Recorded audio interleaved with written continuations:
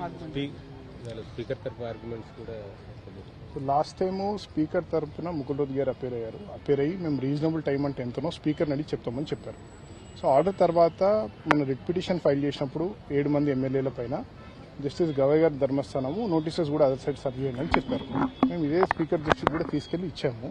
Speaker గారు కూడా అంతా చదివినాక మేము లీగల్ ఒపీనియన్ తీసుకున్నాక మేము బ్రీఫ్ తీసుకుంటాము, యాక్సెప్ట్ చేస్తామని అన్నారు. అదే విషయం కోర్టు కూడా చెప్పాము. ఈ రోజు స్పీకర్ తరఫున న్యాయవాది రీజనబుల్ టైం అని మేము కమిట్ కాలేము, కోర్టులో మేము టైం చెప్పాము.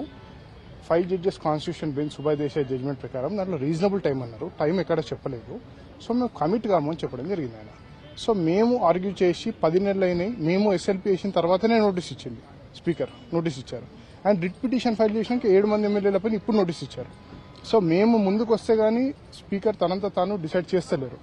So already Keisham Megha Chandran Manipur judgement 3 months outer limit అని ఇచ్చారు క్లియర్ గా. అది 3 జడ్జెస్ బెంచ్ జడ్జిమెంట్. అది ఈ రోజు 2 జడ్జెస్ బెంచ్ కాంబినేషన్ లో ఉన్నారు. మేము అదే ప్రెస్ చేయడం జరిగింది. ఆల్రెడీ 3 months అన్నారు. మీరు ఇచ్చిన నోటీస్ ఏదైతే మీరు చెప్తున్నారో కోర్టుకి, ఆ రోజు నుంచి మీరు డిసైడ్ చేయాలి 3 months లో. That is the law. 10 months అయిపోయినాయి కాబట్టి మీరు 1 month లోపల ఇప్పుడు డిసైడ్ చేయాలి డే టు డే బేసిస్ మీద అని మా వాదన ఉండే.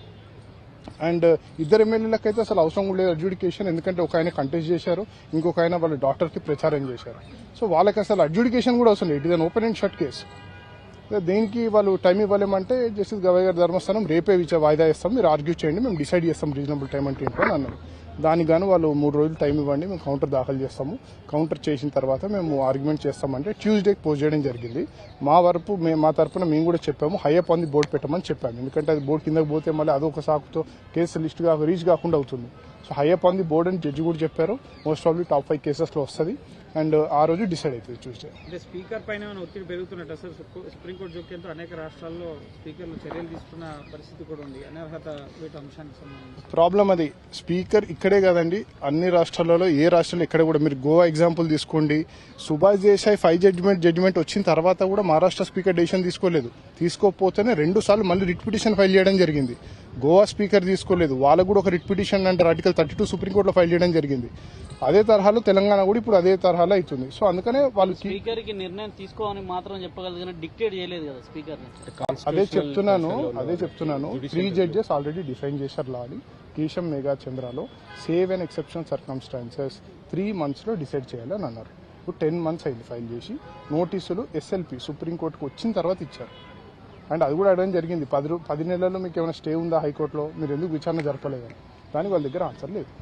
ఇప్పుడు ఈ ఏదైతే నోటీసులకు సంబంధించి వాళ్ళు ఏమన్నా ఎక్స్ప్లెనేషన్ ఇచ్చినట్టు ఏమన్నా చెప్పారా కోర్టు? ఏం చెప్పలేదు. వాళ్ళు ఏమన్నారంటే మాకు వేరే పనులు కూడా ఉన్నాయి, స్పీకర్కి వేరే పనులు కూడా ఉంటాయంటే జడ్జెస్ కూడా సీరియస్ అయ్యారు. వేరే పనులు ఉన్నాయని చెప్పి ఈ పని చేయకపోవడం, ఇది పెండింగ్ పెట్టడం మాకు అర్థమవుతుంది, మీ వ్యూ ఏంటో, అందుకని మేమే డిసైడ్ చేస్తామని జడ్జెస్ వాళ్ళే డిసైడ్ చేస్తారు. ఇప్పుడు కోర్టే డిసైడ్ చేస్తుంది రీజనబుల్ టైం. ట్యూస్డే రోజు కేసు వస్తుంది, ట్యూస్డే రోజు విచారణ జరిపి ఆ రోజు రిజర్వ్ చేస్తారు. సుదీర్ఘంగా ఆర్గ్యుమెంట్స్ చేస్తారు ఇరు పక్షాలు, ఆ రోజే జడ్జిమెంట్ రిసీవ్ చేస్తారు. అండ్ ఇంకోటి మీరు అన్న క్వశ్చన్కి డిసైడ్ చేయలేరు, డైరెక్ట్ చేయలేరు అంటే స్పీకర్ జ్యుడిషియల్ ట్రిబ్యునల్ ఉన్నారు. Speaker will wear 2 hats. Legislative hat వేసుకుంటే తనకి అబ్సల్యూట్ ప్రివిలేజ్ ఉంటుంది, బికాస్ ఈజ్ అ లెజిస్లేటర్. ఇక్కడ జ్యుడిషియల్ క్యాప్ వేసుకున్నారు. సో ఆయనకి జ్యుడిషియల్లో he's normal like normal tribunal. ఒక ఎన్సీఎల్టీ ఎన్జిటీ ఎట్లనో సుప్రీంకోర్టు ఎట్లయితే డైరెక్షన్స్ ఇస్తుందో అలానే స్పీకర్ కూడా సుప్రీంకోర్టు డైరెక్షన్ ఇవ్వచ్చు. ఆ స్పీకర్ మాకు ఇమ్యూనిటీ ఉంది అనడం దట్ ఈస్ రాంగ్ ఆర్గ్యుమెంట్.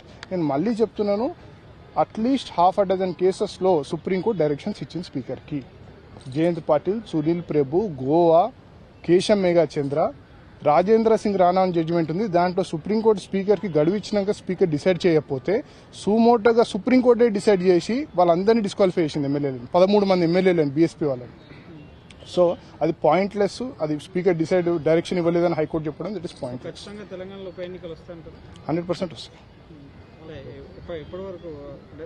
అది నేను చెప్పలేను. స్పీకర్ గారు ఎంత తొందరగా డిసైడ్ చేస్తే అంత తొందరగా వస్తాయి.